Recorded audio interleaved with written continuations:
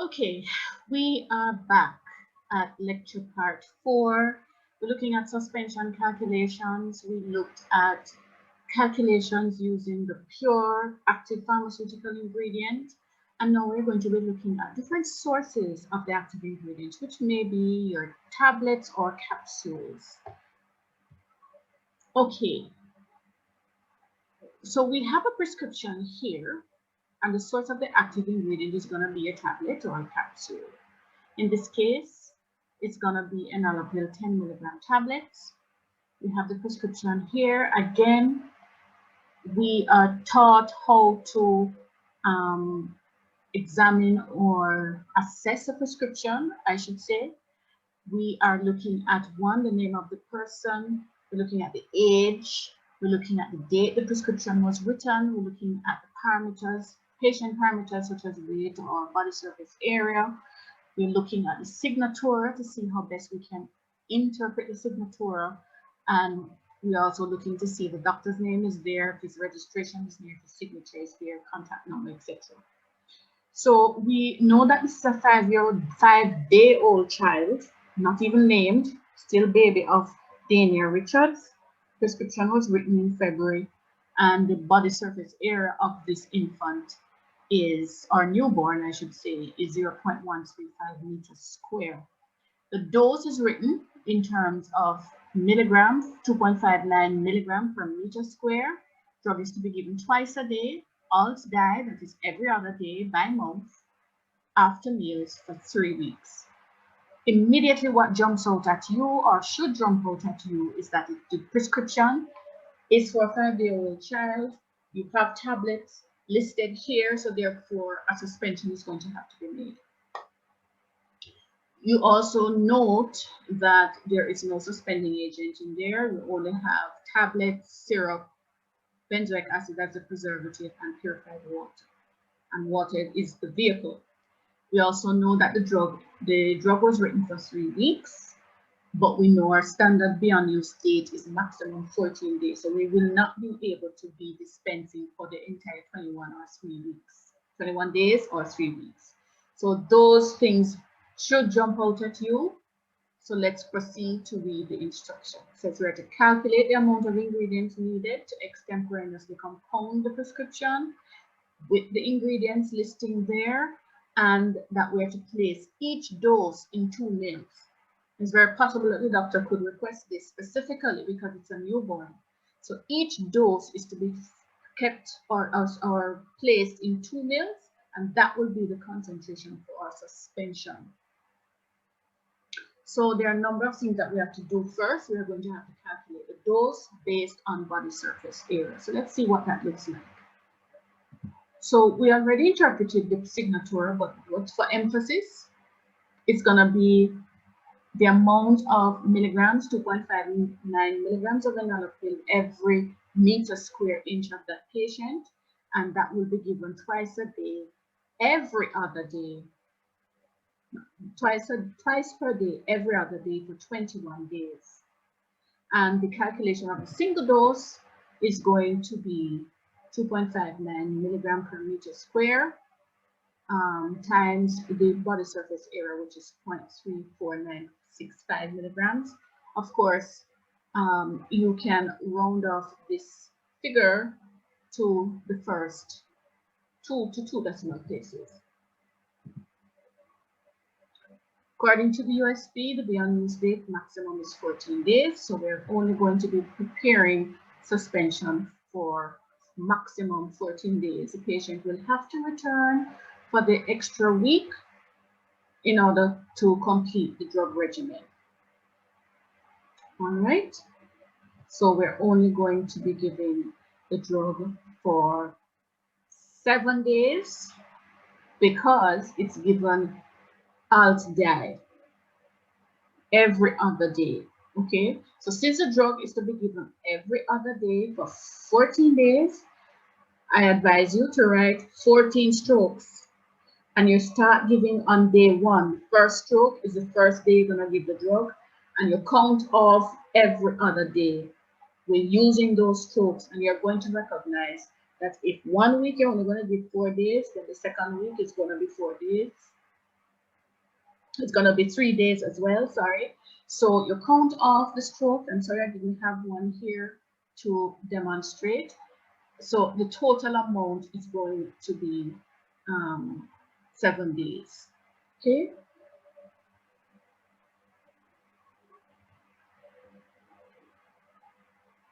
So we're going to determine the enalapril based on the assigned BUD.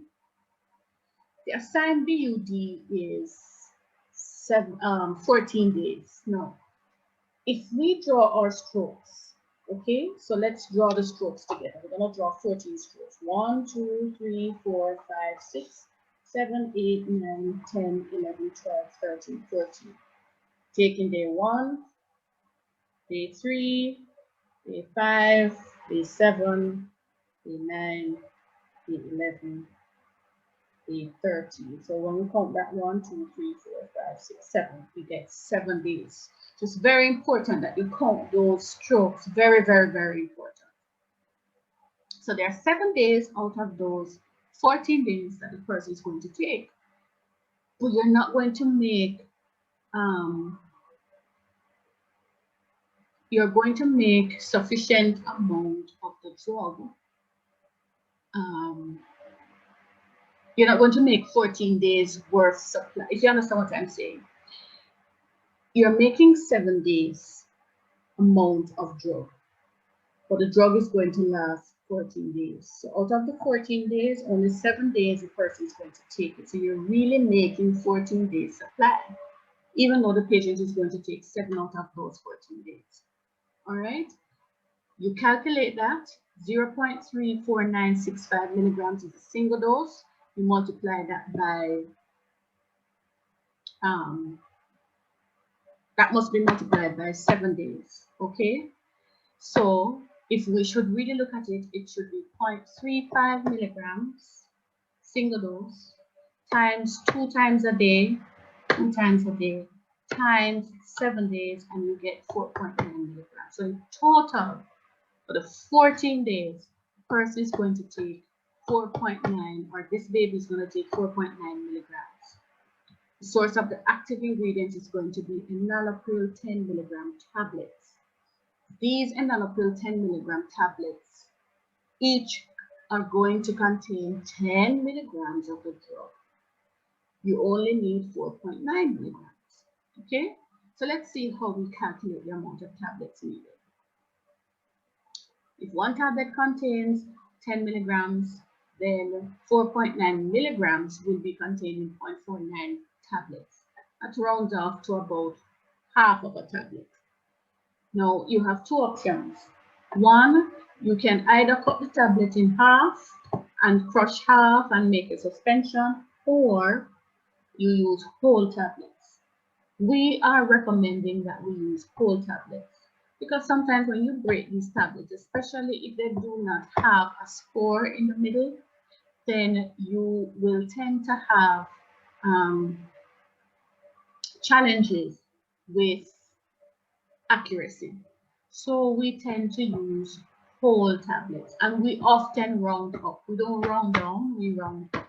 So if it is 0.49 tablets, we're going to use 1 tablet. If it was 1.49 tablets, we will use 2 tablets. If it says 1.13 tablets, we're going to use 2 tablets. Okay, you get the picture? So that is how we handle the amount of tablets to be used. We do not recommend breaking or splitting tablets because that can be inaccurate. We recommend using whole tablets. It simply means that the patient is now going to get more suspension than is needed, which we will see in the other slide. So let's go through this another time. The total amount of drug that the person is going to take is a single dose for 7 days. But they are taking that single dose how many times a day? 2 times a day. So you have to include the 2 times. So it is 0.35, we round it off to 2 decimal places, 0.35 milligrams times 2 times a day times 7 days. All of that would be the total drug regimen for 14 days. It's 14 days, folks, but the person is taking 7 out of those 14 days. I want for you to draw your 14 strokes, start from day 1 or stroke 1, and you count off every other day until you end the 14 strokes, and you count the days when the person will be taking the drug, and you're going to find that it is 7 days. Okay? The source of the active ingredient is going to be enalapril 10 milligram tablets. Now, that's where we're going to get this, the enalapril from. Can't extract it from the tablet, so we'll have to use the entire tablet, right? So if one tablet contains 10 milligrams and the 4.9 milligrams that we need for the 14 days, it's going to be 0.49 tablets. But as I said, we recommend using whole tablets, so we round up, and therefore we're going to be using one tablet to prepare the suspension. So we're going to determine what the volume is. Now, because we're making for 14 days, and we were also instructed to place each dose, here it is, each dose must be placed in 2 mils of the suspension. Then 0.35, which is the dose, is going to be contained in every 2 mils. Therefore, the 4.9 mils is going to be contained in 28 mils. Okay? But since we're not using 4.9 milligrams of pure drug, and we're going to get that from the tablets, we calculated from the previous slide that we needed 0.49 tablets. But we're not going to use a fraction of a tablet, we're going to use whole tablets, and we normally round up. So if we want 0.49 tablets, we're going to need 1 tablet. So if 1.49 tablets, which represents a 4.9 milligrams here, is contained in 28 milligrams, then 1 tablet will be contained in X. All right, and that is approximately 57.1 mils, and that is what we call the adjusted volume. Now note, the adjusted volume is almost twice as much as the volume had you used the pure drug. So if you use a pure drug, you're using the exact volume that will last the exact 14 or whatever days. But because we're using tablets and we're using whole tablets, meaning we're using more of the enalapril than we really need, we're going to end up with almost twice as much of the suspension. But what does it mean, Ms. Price? Does it mean that I make 57.1 mils and after I make it, then I pour off 28 mils? No, we don't pour off the suspension. Can anybody tell me why we don't pour off say the 28 mils if we make 57? We'll discuss that at the end of this part of the lecture. All right, so we're going to calculate now the preservative. Once we have determined the total volume, which is 57.1 mils, we're now going to calculate the remaining ingredients, which is the preservatives and the sweetener. Remember, we're using benzoic acid as a preservative, and what's the concentration for benzoic acid? 0.1%. So if we are going to have 0.1% of preservative in our final suspension, then we are going to need 0.05414 grams of benzoic acid to give me that final concentration of 0.1% in my final mixture. But I'm not using the pure drug, the pure benzoic acid. What I'm using is a 5% benzoic acid solution stock. So 5% stock means 5 grams in every 100. Therefore, the 0.05414 grams that I need to make my suspension of 57.14 mil preserved enough not to harm my baby, then I am going to get a volume of 1.1 mil. Similarly, for your sweetener, we know that we use concentration of 10 to 30%. We are deciding to use 10%. Of course, the concentration of sweetener to be used is all dependent on the compounder. They must know whether the thing is bitter or not, or it's palatable enough. They will adjust accordingly. If you're using 10%, then we are going to be using 5.7 mils. So the new formula is we're going to be using 1 of the 10 milligram tablets, benzoic acid 5% solution, 1.1 mil, syrup 5.7 mils, and the purified water we're going to add up until we have a final volume of 57.1 mils. Now, do you remember the whole 57 mils? When we calculated, if we were using the pure drug, we would end up with 28 mils of suspension. But because we're using the 10 milligram tablet, we end up with almost twice as much, 57.1 mils.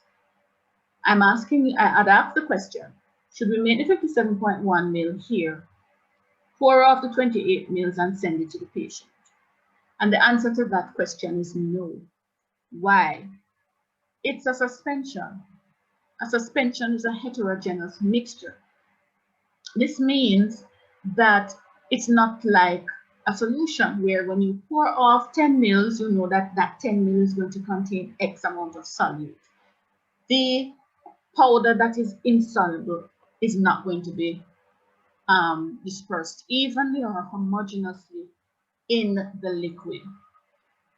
Different particles are going to have different sedimentation rate. No matter how hard you try, no matter how much viscosity adjusting agent or suspending agents you add, you're going to have some of that powder or particles sedimenting at different rates. So when I'm ready to pour off, I don't know how much I'm pouring off. I don't know if I'm pouring off too much this time or I'm pouring off too little the next time. So the baby is going to have fluctuation in dosages.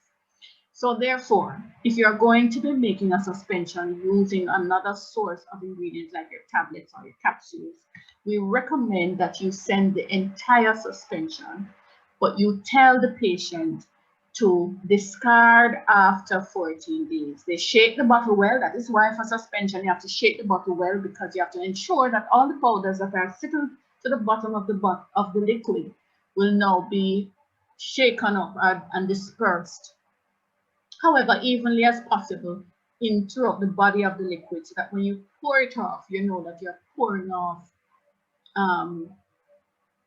however 0.35 milligrams of enalapril per 2 mils.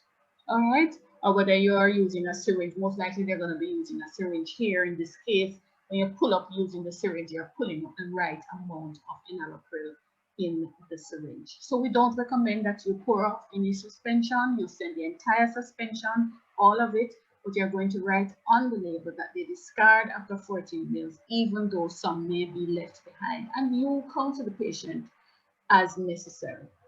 Okay.